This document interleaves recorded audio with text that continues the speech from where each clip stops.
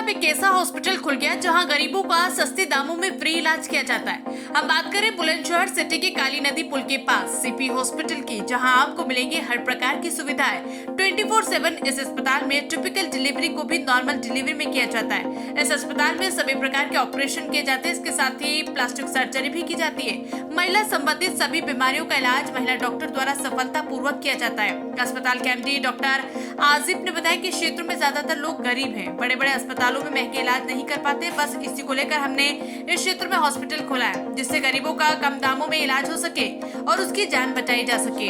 अगले महीने से हमारे यहाँ आयुष्मान कार्ड धारकों की भी सुविधा उपलब्ध करवाई जाएगी।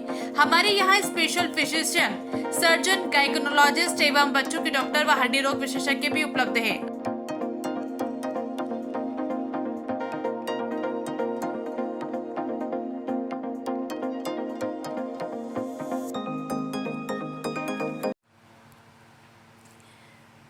भारत के मुख्य न्यायाधीश के हाथों डिग्री व पदक मिलना गर्व की बात है।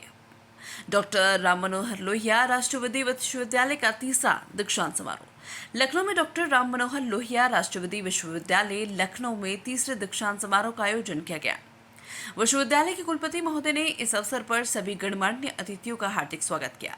इस समारोह में मुख्य अतिथि भारत के मुख्य न्यायाधीश श्री DY चंद्रचूड़, उत्तर प्रदेश के मुख्यमंत्री श्री योगी आदित्यनाथ, इलाहाबाद उच्च न्यायालय के मुख्य न्यायाधीश श्री अरुण भंसाली और कैबिनेट मंत्री उत्तर प्रदेश उच्च शिक्षा श्री योगेंद्र उपाध्याय समेत अन्य प्रतिष्ठित व्यक्ति उपस्थित थे।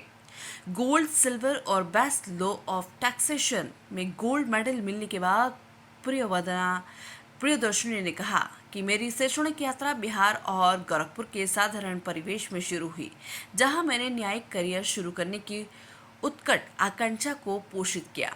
अटूट समर्पण के साथ मैंने कॉमन लॉ एडमिशन टेस्ट यानी CLAT क्लैट की तैयारी की और मुझे प्रतिष्ठित doctor Manohar Lohia national law university में एक प्रतिष्ठित स्थान प्राप्त करने का सौभाग्य मिला।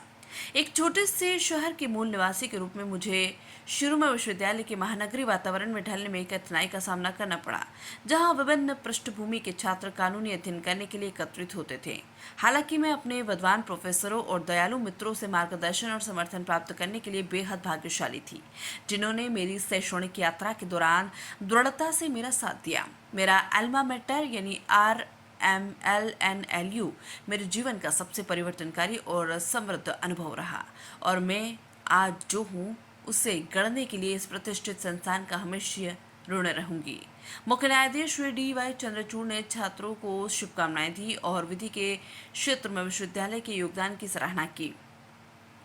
उन्होंने विधि के शिक्षण को क्षेत्र भाषाओं में प्रोत्साहन देने की प्रेरणा भी दी। इलाहाबाद उच्च न्यायालय के मुख्य न्यायाधीश ने छात्रों को प्रेरणादायक आशीर्वचन भी दिए।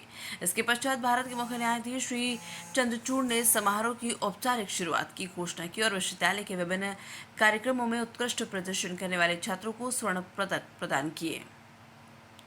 ये विश्वविद्यालय का तीसरा दीक्षांत समारोह था, जो कि 9 वर्षों के अंतराल के पश्चात संपन्न हुआ। विश्वविद्यालय में लगभग 2000 छात्रों को डिग्रियां प्रदान की गई, जिनमें से PhD के 68 छात्र, डिप्लोमा के 182 छात्र, LLM के 200 छात्र और BA LLB ऑनर्स के 1448 छात्रों को डिग्री प्रदान की गई। अन्य छात्रों को मेडल एवं डिग्रियां माननीय शिक्षा मंत्री श्री योगेंद्र उपाध्याय, विश्वविद्यालय के पूर्व कुलपति प्रोफेसर बलराज चौहान, डॉक्टर राजेंद्र प्रसाद, राष्ट्रीय विधि विश्वविद्यालय प्रयागराज के कुलपति प्रोफेसर उषा टंडन, विश्वविद्यालय के कुलपति प्रोफेसर अमरपाल सिंह, प्रोफेसर संजय सिंह और प्रोफेसर वंदना सिंह ने प्रदान की। आज उनकी डिग्रियां अवार्ड की गई हैं और विगत 8 वर्ष के उपरांत दीक्षांत समारोह यहां पर हो रहा है। मैं सभी विद्यार्थियों को हृदय से बधाई देता हूं, उनके भावों का अभिनंदन करता हूं और विश्वविद्यालय परिवार की साथ की सराहना करता हूं कि उन्होंने देर से ही सही लेकिन इन सभी विद्यार्थियों के हित को ध्यान में रखकर के आज यहाँ पर तृतीय दीक्षांत समारोह का आयोजन किया है।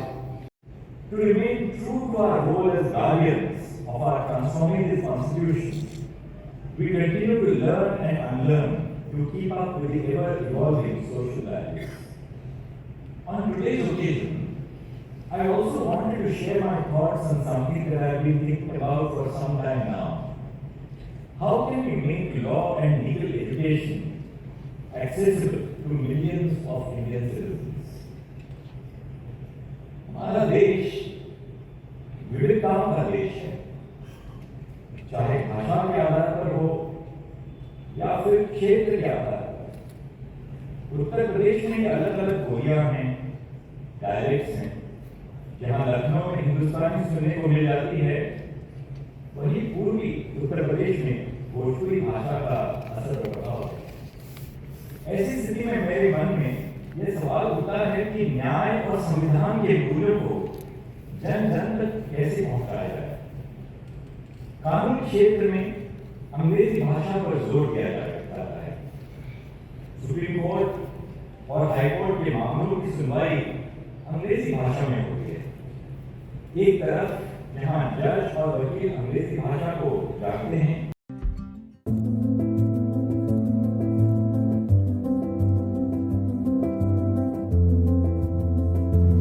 एक ऐसा हॉस्पिटल जहां मिलेंगी आपको सभी सुविधाएं, जैसे प्रसव की सुविधा, स्पेशल लेडी डॉक्टर द्वारा एक्सरे एवं ईसीजी, 24 घंटे हड्डी रोग, बाल रोग विशेषज्ञ, नॉर्मल डिलीवरी व ऑपरेशन द्वारा डिलीवरी, नेब्यूलाइजर ऑक्सीजन की सुविधा, 24 घंटे सभी प्रकार के ऑपरेशन, दूरबीन द्वारा अपेंडिक्स, बवासीर, बच्चेदानी, पथरी, पित्त की थैली के ऑपरेशन की सुविधा, आपातकालीन दुर्घटना के इलाज की सुविधा, समस्त सभी स्त्री रोगों का संपूर्ण इलाज, वरिष्ठ डॉक्टरों द्वारा आदि एक्सरे की सुविधा, नाक, कान, गले आदि का ऑपरेशन किया जाता है।